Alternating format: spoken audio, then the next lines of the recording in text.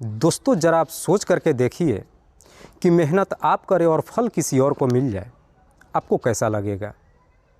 दरअसल आज की कहानी में एक घटना को अंजाम तो दिया जाता है, लेकिन इसमें गलत कोई और होता है और सज़ा किसी और को मिल जाती है।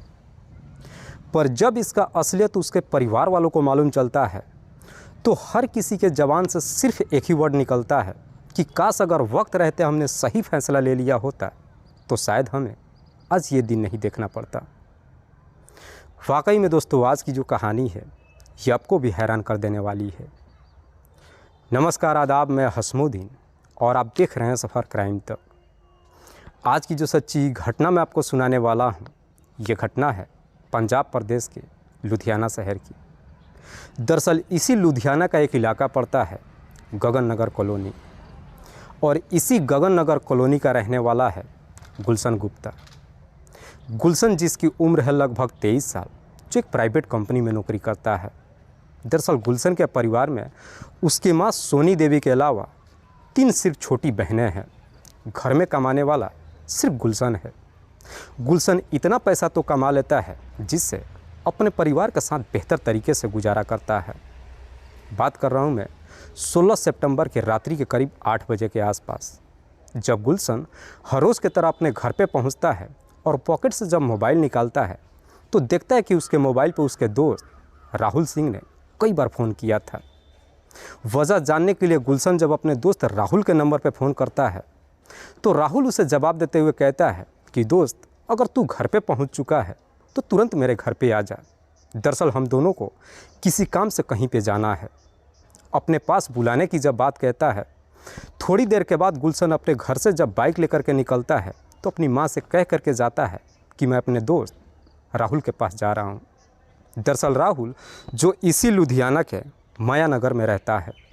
राहुल के पिता का नाम है अशोक सिंह। दरअसल राहुल जो अपने माता पिता के इकलौता संतान है, खुद भी एक प्राइवेट कंपनी में HR पद की नौकरी करता है।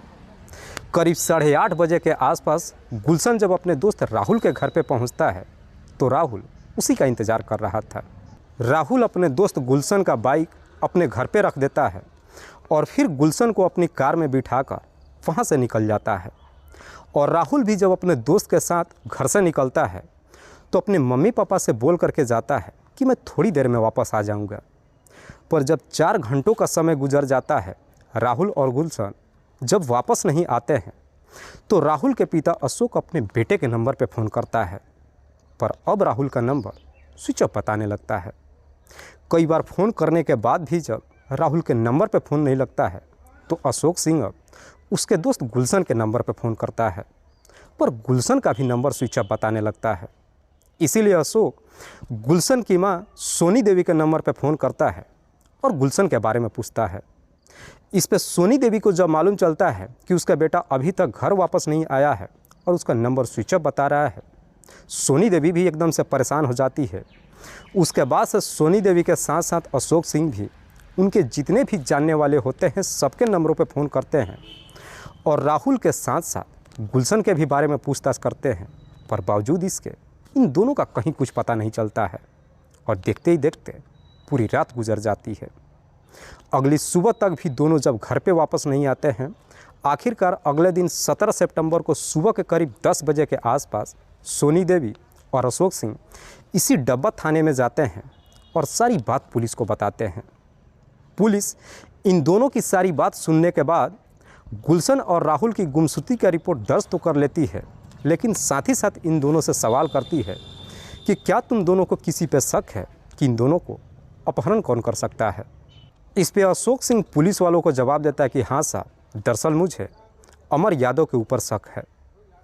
अमर यादव का जब नाम लेता है पुलिस अब अशोक से फिर से सवाल करती है कि ये अमर यादव कौन है। इस पे अशोक सिंह कहता है कि साहब अमर यादव डिब्बा रोड स्थित एक रेस्टोरेंट में काम करता है। दरअसल मेरे बेटे राहुल और अमर के बीच में झगड़े तकरार चल रहा था। पुलिस मुकदमा दर्ज करने के बाद दोनों को आश्वासन देकर घर तो भेज देती है, लेकिन अशोक सिंह जैसे ही अपने घर पे पहुंचता है तभी उसके मोबाइल पे एक फ़ोन आता है और फ़ोन करने वाला व्यक्ति कहता है कि दरअसल डब्बा रोड स्थित कूड़ा डंप के पास राहुल की कार लवारिस स्थिति में पड़ी है और बगल में उसका मोबाइल भी है। फ़ोन करने वाला व्यक्ति अशोक सिंह से जैसी इस तरह की बातें कहता है, उसके बाद से अशोक गुलशन की मां सोनी देवी को भी अपने साथ लेकर के वहाँ पे पहुँचता है तो देखता है कि वाकई में वहाँ पे राहुल की गाड़ी के साथ साथ उसका मोबाइल भी मौजूद था। इसीलिए अशोक इस बात की जानकारी फिर से पुलिस को दे देता है। पुलिस जब घटनास्थल पर पहुँचती है, अभी घटनास्थल की मुआयना कर ही रही थी, तभी वहाँ से लगभग 2 किलोमीटर दूर वर्धमान कॉलोनी से यह खबर मिलती है कि दरअसल वर्धमान कॉलोनी में गुलशन का भी मोबाइल बरामद हो चुका है। पुलिस दोनों की मोबाइल बरामद करके और जब मोबाइल को ऑन करती है, मोबाइल ऑन हो जाता है। पुलिस अब सच्चाई पता लगाने के लिए जब दोनों के ही मोबाइल नंबर का कॉल डिटेल्स निकालती है तो गुलशन के मोबाइल नंबर से तो कुछ नहीं मिलता है, पर पुलिस जब राहुल के कॉल डिटेल्स को चेक करती है तो मालूम चलता है कि 16 सितंबर को 5:30 बजे के आसपास राहुल के मोबाइल पे एक नंबर से फ़ोन आया था। दरअसल उसी नंबर से एक दिन पहले 15 सितंबर को भी 3 बार कॉल आया था। पुलिस जब उस नंबर का डिटेल्स निकालती है तो मालूम चलता है कि वो नंबर अमर यादव के ही नाम पर रजिस्टर्ड है। अमर यादव के नाम पर रजिस्टर्ड होने की जानकारी जब पुलिस को मालूम चलता है, पुलिस को तुरंत ही याद आ जाता है कि राहुल के पिता अशोक ने अमर पे ही शक जताया था। इसीलिए पुलिस अब सच्चाई पता लगाने के लिए उसी वक्त ही अपनी टीम के साथ उस रेस्टोरेंट में चली जाती है जहाँ पे अमर काम कर रहा था। पुलिस जब रेस्टोरेंट में जाती है तो आखिरकार पुलिस को वहाँ पे अमर मिल जाता है। पुलिस सबसे पहले अमर से सवाल करती है कि गुलशन और राहुल कहाँ पर है। इस पे अमर इधर उधर की बात करने लगता है और पुलिस जब अमर से कई तरह का सवाल करना शुरू करती है तो अमर के पसीने भी छूटने लगते हैं। इससे पहले कि पुलिस अमर के साथ सख्ती से पेश आती, अमर अपनी सच्चाई कबूल कर लेता है और पुलिस वालों से कहता है कि साहब राहुल और गुलशन अब इस दुनिया में नहीं है। दरअसल मैंने उन दोनों की हत्या कर दिया है।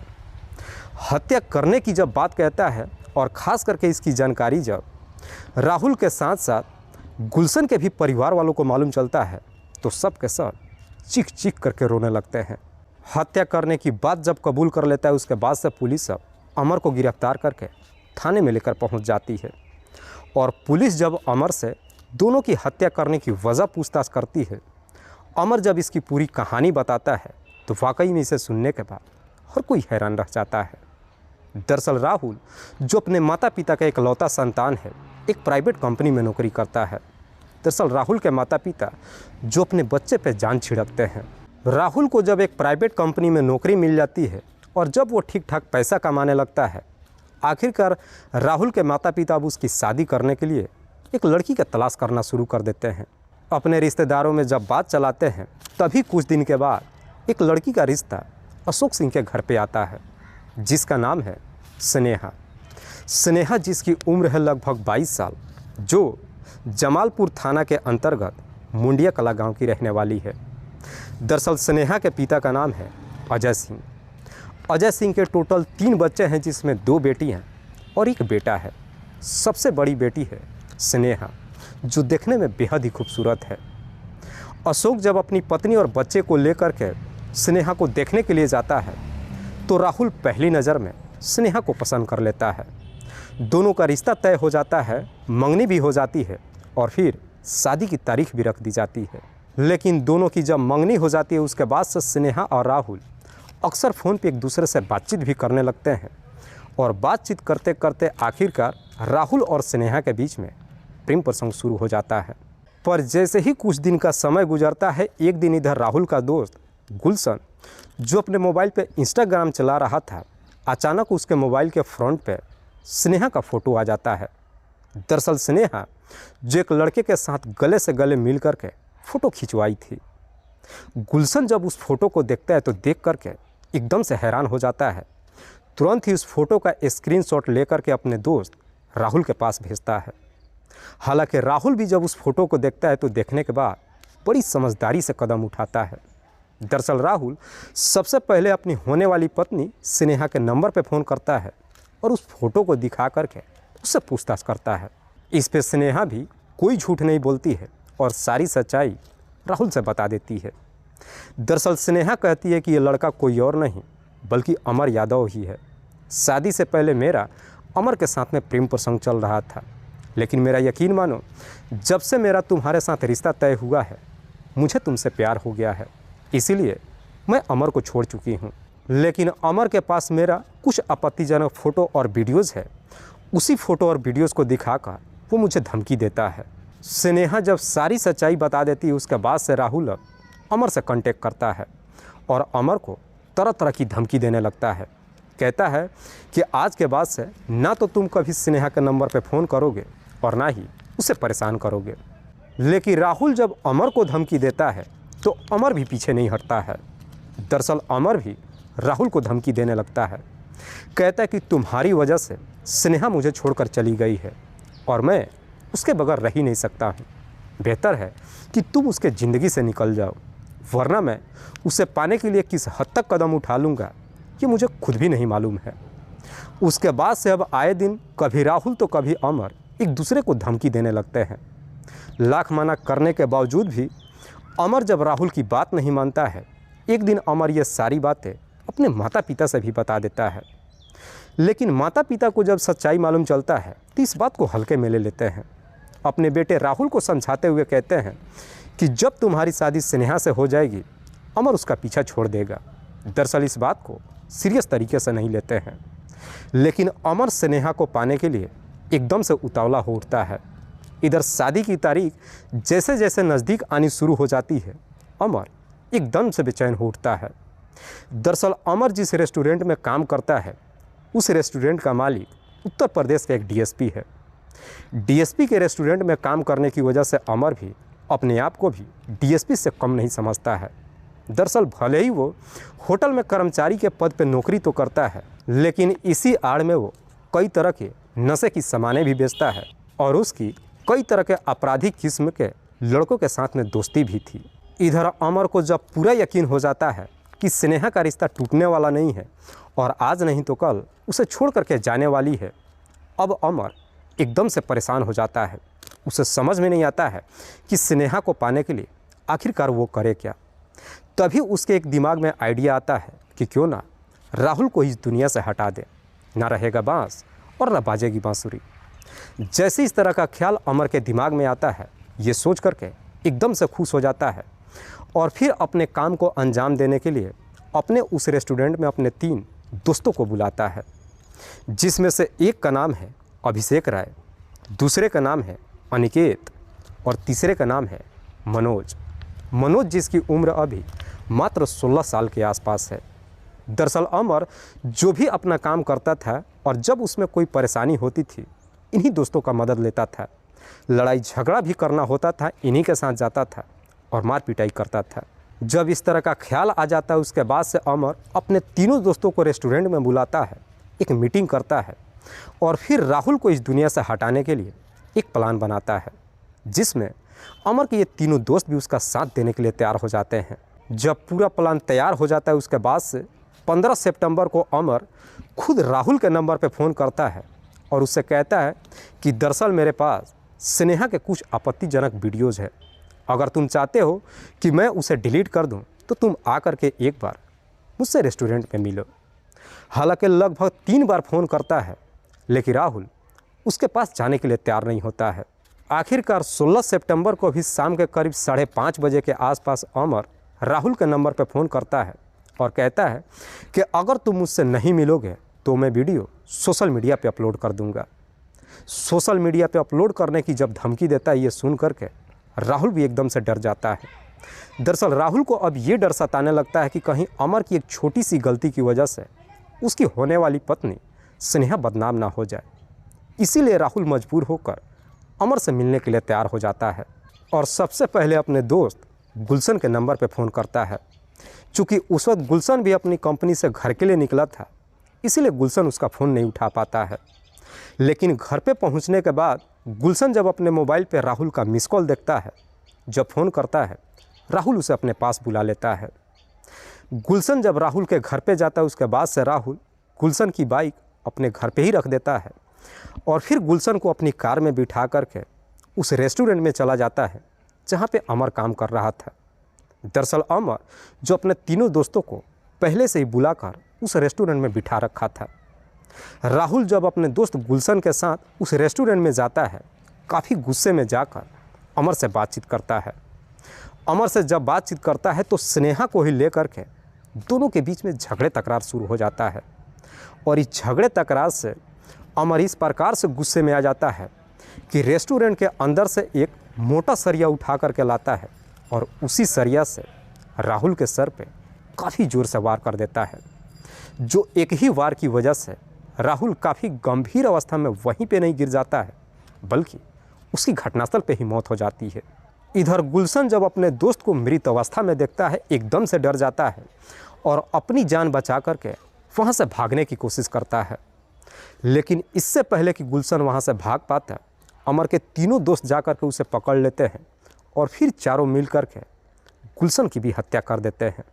दरअसल अमर और उसके दोस्त गुलशन को नहीं मारना चाहते थे, चूँकि वहाँ पे गुलशन ही एक चश्मदीद गवाह था, इसीलिए अमर के पास भी अब कोई दूसरा रास्ता नहीं बचा था। दोनों की जब मौत हो जाती उसके बाद से अमर अपने तीनों दोस्तों के सहयोग से दोनों की ही डेड बॉडी को कंबल में लपेट करके दोनों की डेड बॉडी को राहुल के ही गाड़ी में लोड करके वहाँ से ले करके निकलते हैं। और जब ताजपुर रोड सेंट्रल जेल के पास जाते हैं तो ताजपुर रोड सेंट्रल जेल के ही बगल नाले में दोनों की डेड बॉडी फेंक करके वहाँ से वापस आ जाते हैं। उसके बाद से राहुल की गाड़ी को ले जा कर के डब्बा रोड स्थित कूड़े के बगल में खड़ा कर देते हैं और बगल में ही राहुल का मोबाइल भी स्विच ऑफ करके फेंक देते हैं।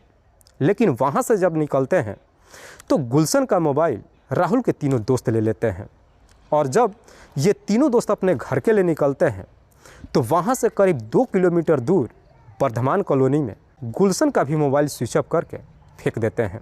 उसके बाद से सब के सब वापस अपने घर चले जाते हैं। वाकई में अमर जब ये पूरी कहानी पुलिस को बताता है, उसके बाद से पुलिस अमर के ही तहरीर पे उसके तीनों दोस्तों को भी गिरफ्तार करके लाती है। पुलिस जब इन सबको गिरफ्तार कर लेती है उसके बाद से इनके बताए हुए जगह पे जाती है और आखिरकार उस नाले से राहुल के साथ साथ गुलशन की भी डेड बॉडी को अपने कब्जे में ले लेती है। दोनों की डेड बॉडी को अपने कब्जे में लेने के बाद पोस्टमार्टम के लिए भेज देती है और फिर उसके बाद इन तमाम आरोपियों को जिला अदालत में पेश करती है, जहां से इन सबको जेल भेज दिया जाता है। दोस्तों, इस पूरी घटना के बारे में आप क्या सोचते हैं? आप अपनी राय हमें कमेंट बॉक्स में ज़रूर दीजिएगा। कल फिर मिलते हैं एक और नई सच्ची घटना के साथ। तब तक के लिए जय हिंद, जय भारत।